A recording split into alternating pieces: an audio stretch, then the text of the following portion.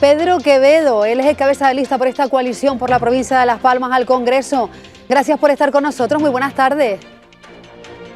Hola, buenas tardes, gracias a ustedes. Bueno, para muchos, incluso para usted, ha sido el artífice del 75%, pero ¿qué más se ha conseguido para Canarias, trabajando en el Congreso arduamente? Bueno, vamos a ver, yo creo que en los presupuestos generales del Estado del año 17 y del año 18, son los mejores presupuestos de la historia para Canarias, de esto no tengo duda.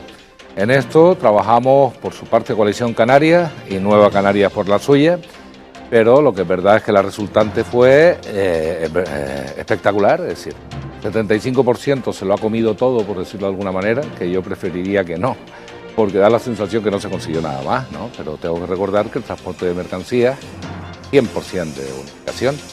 El POSEI agrícola, que era una pelea entre el Gobierno de España y el de Madrid histórica y nadie pagaba nada, lo paga completo el Gobierno de España desde entonces. Recuperamos 42 millones de euros del Plan Integral de Empleo de Canarias que se habían quedado en cero. 42 millones de euros del Plan de Infraestructuras Educativas. Se acabó con el impuesto al sol. Conseguimos la ayuda, que casi no nos la pagan, para el riego con agua desalada. Es decir, es un acuerdo enorme. Y además, en ese acuerdo presupuestario, desde luego nosotros metimos en su momento la necesidad de que el REF y el estatuto tenían que salir. No fue poco, pues el Partido Popular eso lo cumplió. Después de eso tenemos el nuevo REF y el nuevo Estatuto de Autonomía de Canarias, que no tenía ninguna buena pinta. Mira por dónde, en dos presupuestos generales del Estado, nosotros creamos contenciosos canarios, no te quiero contar. Dentro de eso, un tema determinante. Cuando se negoció la anterior financiación autonómica, Canarias perdió más de 600 millones de euros al año, por un error grave en la interpretación de cómo había que colocar el REF en la financiación autonómica. Eso se resuelve en la Ley de Presupuestos del 17, fue condición sine qua non por parte de Coalición Canaria por su parte y de Nueva Canarias por la suya. Advertimos que si eso no se arreglaba no había acuerdo y esta tierra va a recibir 640 millones de euros más al año, básicamente para los servicios públicos. La negociación, tenía que haber oído a la gente del Partido Popular. La vicepresidenta de entonces, la señora Sáenz de Santa María, decía algo más, Quevedo, porque claro, le sacamos todo lo que tendríamos que haber conseguido si las cosas funcionasen bien a lo largo de los últimos 40 años. Se ha conseguido mucho, pero todavía hay que seguir trabajando. Ustedes siempre han querido tener presencia en Madrid, han ido en solitario, también de la mano del Partido Socialista. ¿Usted cree que los socialistas llegaron a entender las especificidades, las condiciones especiales de los canarios por las que usted peleó? No del todo. Lamento mucho tener que decir esto, porque al final nosotros el presupuesto lo negociamos con el Partido Popular, pero cuando le tocó al Partido Socialista, el Partido Socialista en su primer proyecto de presupuestos lo primero que hizo fue incumplirnos con el régimen económico y fiscal de Canarias, unos cuantos apartados, que no estaban en los presupuestos, y yo me tuve que reunir con la ministra y le llevé el acuerdo que habíamos suscrito, que era de obligado cumplimiento. No le gustó nada, pero a mí me gustó menos que en los presupuestos ya se empezase a incumplir. Por lo tanto, mire, cuando estamos hablando de partidos centralistas, lo que está claro es una cosa: o somos decisivos o somos determinantes. Tenemos una voz fuerte en Madrid, o la norma es el incumplimiento con esta tierra. Eso es historia. Y se volvió a repetir en el último proyecto de presupuestos del Partido Socialista.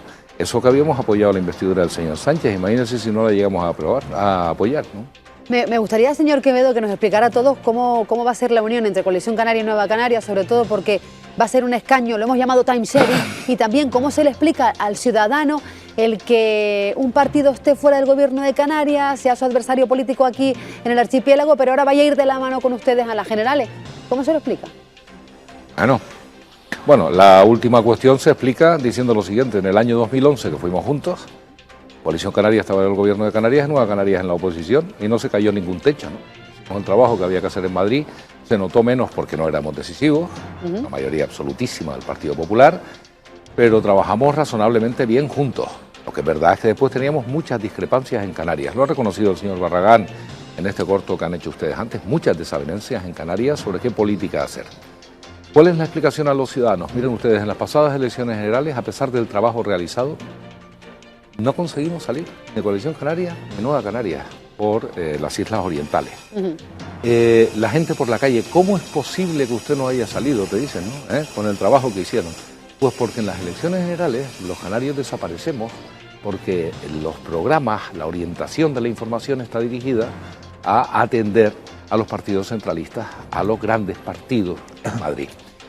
Y esto provoca un daño tremendo. Por lo tanto, nos hemos tenido que sentar y decir, después del espectáculo que han dado, en los 5 últimos meses, los partidos que tenían la obligación de cumplir con el voto ciudadano y formar un gobierno, después del espectáculo lamentable y bochornoso de las derechas centralistas y de las izquierdas centralistas, nos hemos tenido que sentar y decir, vamos a permitir otra vez no salir, cuando está claro que además podemos ser decisivos y a la hora de hablar de Madrid el acuerdo es la norma. Defendemos todos los dos partidos el estatuto con claridad y trabajamos juntos para que se aprobase. Defendemos el REF y trabajamos juntos para que se aprobase. El REF económico y fiscal de Canarias es una cosa muy importante que no da tiempo de explicar aquí, pero les aseguro que es una herramienta fundamental para esta tierra.